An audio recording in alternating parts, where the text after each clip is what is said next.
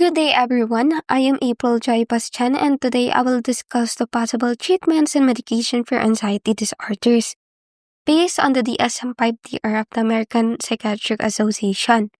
Before we start, it's very important to remember that as students, we are not in the position to diagnose or prescribe medication. What we are sharing today are only the general treatment options that professionals may use when managing anxiety disorders. So according to the American Psychological Association, DSM-5-TR, there are two main approaches, which is psychological therapy and medication. The first approach is psychological therapy, which involves cognitive behavioral therapy, or CBT. It is the most common and considered the gold standard.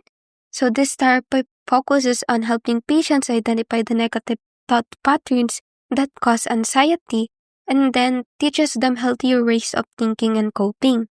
For example, someone who constantly worries about failing might learn strategies to challenge those thoughts and replace them with a more balanced perspective. Next is exposure therapy. So this type of therapy is especially useful for phobias and panic disorders. In exposure therapy, patients are gradually and safely exposed to their peers. For example, a person with a fear of heights may start looking at pictures of tall buildings and over time slowly progress to standing on higher places. So the goal is to reduce fear through repeated safe exposure. Another option is mindfulness and relaxation training. This includes practices like deep breathing, meditation, or progressive muscle relaxation.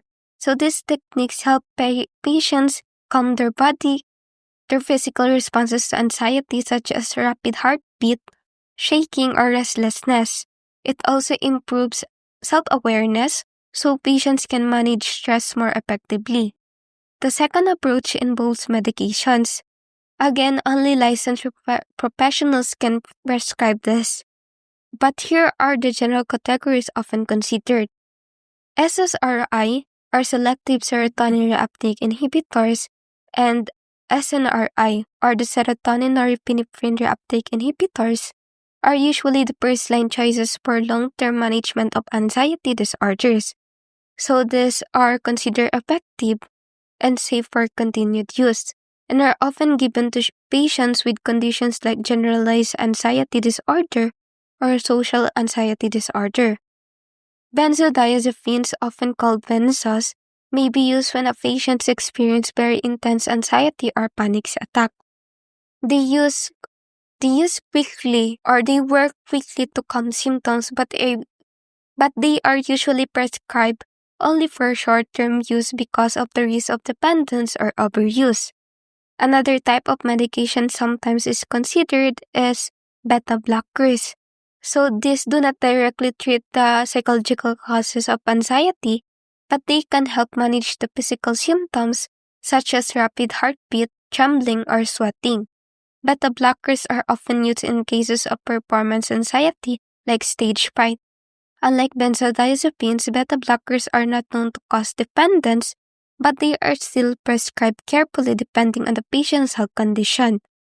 There are also other medications that may be used to manage the physical symptoms of anxiety, such as fast heartbeat, trembling, or sweating.